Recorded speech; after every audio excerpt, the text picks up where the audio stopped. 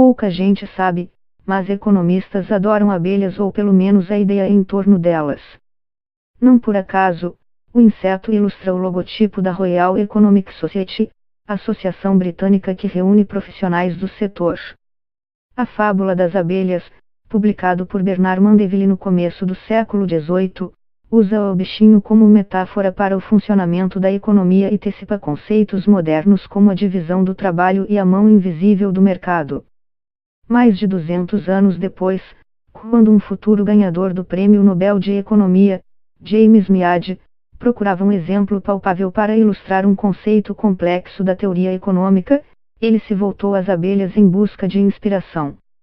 Ele queria explicar o que economistas chamam de externalidades positivas, efeitos colaterais benéficos de determinados arranjos que mercados sem regulação não produziriam o suficiente e que, portanto, poderiam ser objeto de subsídio por parte do Estado. Imagine, escreveu em 1952 o economista, uma região que reunisse pomares e apiários. Se aqueles que cultivavam maçãs plantassem mais árvores, os apicultores se beneficiariam, porque suas abelhas produziriam mais mel. Mas os produtores de macieiras, por sua vez, não compartilhariam desses benefícios as externalidades positivas e, por isso, talvez não plantassem o suficiente para que todos tivessem um aproveitamento ótimo da situação. Isso se deve, de acordo com Meade, ao simples e único fato de que o agricultor não pode cobrar o apicultor por estar contribuindo para a nutrição das abelhas. Mas há um porém na tese: o economista escolheu a planta errada. A flor da macieira não está entre as que mais estimulam a produção de mel. E essa era uma de muitas coisas que James Meade não sabia sobre as abelhas. No começo de tudo, não existia apicultor, só a coleta de mel, a tentativa de roubar as colmeias de abelhas selvagens. Esses são episódios que encontramos retratados em pinturas rupestres.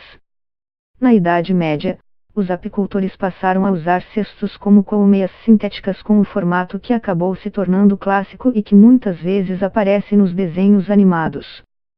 Mas o problema com os cestos colmeia era que, para tirar o mel, era preciso se livrar das abelhas assim, muitas vezes, os apicultores sufocavam os insetos com fumaça sulfurosa, extraíam o mel e depois se preocupavam com a construção da próxima colônia.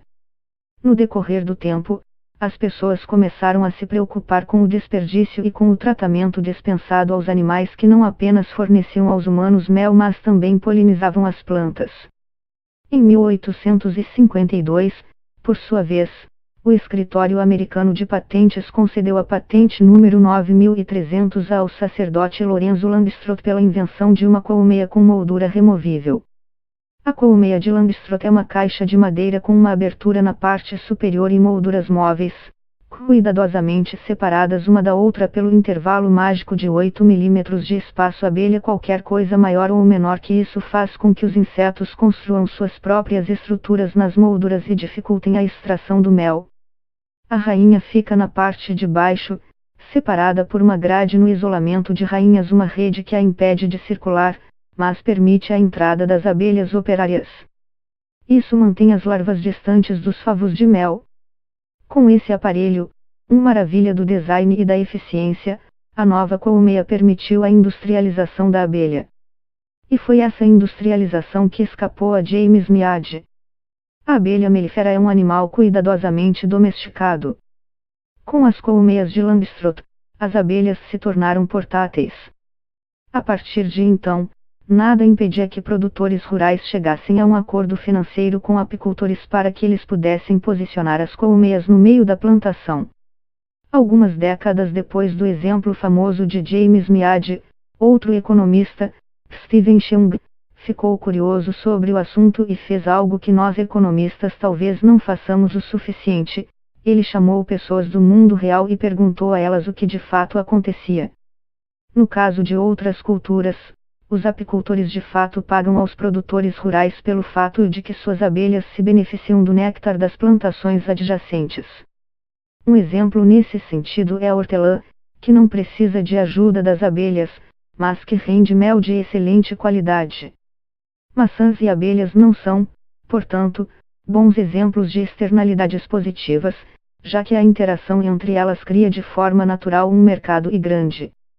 Atualmente, seu centro de gravidade é a indústria de amêndoa da Califórnia. A oleaginosa ocupa quase 4.000 km do estado e movimenta cerca de 5 bilhões de dólares por ano. As amendoeiras precisam de abelhas, mais precisamente de 5 colônias por hectare, alugadas por cerca de $185 cada uma. As colmeias de Langstroth são amarradas umas às outras, carregadas em caminhões articulados 400 por veículo e levadas para os campos de amendoeiras da Califórnia a cada nova primavera. Isso tudo à noite, enquanto as abelhas estão dormindo. Como descreve a autora Bill Wilson em The Story of the Honeybee US, a colmeia, a história da abelha melífera, e nós, em tradução livre, os grandes apicultores americanos administram 10.000 colmeias cada um e, da Califórnia, podem viajar milhares de quilômetros até chegarem aos campos de cerejas no estado de Washington, aos campos de girassóis na Dakota do Norte e Dakota do Sul, às plantações de abóboras na Pensilvânia ou de blueberries no Maine. O Prêmio Nobel de Economia James Meade estava equivocado ao imaginar a apicultura como uma espécie de idílio rural. As abelhas foram quase completamente industrializadas e a polinização, amplamente comercializada. Ninguém sabe ao certo o porquê. Entre motivos aventados estão parasitas, o uso de pesticidas na agricultura e o misterioso distúrbio do colapso das colônias, em que as abelhas simplesmente desaparecem e deixam a rainha para trás. Como as abelhas domesticadas enfrentam as mesmas pressões, entraria em cena um princípio econômico simples: uma redução da oferta de abelhas acabaria pressionando os preços dos serviços de polinização. O distúrbio do colapso das colônias tem tido efeito mínimo, considerando-se diversas métricas, sobre o mercado de abelhas. Produtores estão pagando basicamente a mesma coisa pela polinização, e os preços de novas rainhas praticamente não se mexeram. Aparentemente, apicultores industriais conseguiram desenvolver estratégias para manter a estabilidade das populações usadas no negócio, seja comercializando e reproduzindo em cativeiro abelhas rainhas ou dividindo colônias. Antes de a agricultura monocultora mudar ecossistemas, não havia a necessidade de levar as colmeias de Langstroth de um lado a outro para polinizar plantações. Populações locais de insetos faziam o trabalho de graça. Então, se quisermos um exemplo de externalidade positiva a algo que o mercado não regulado não produzirá na quantidade que a sociedade desejaria, talvez devêssemos olhar para um uso da terra que contribuísse para a proliferação de abelhas selvagens e de outros insetos.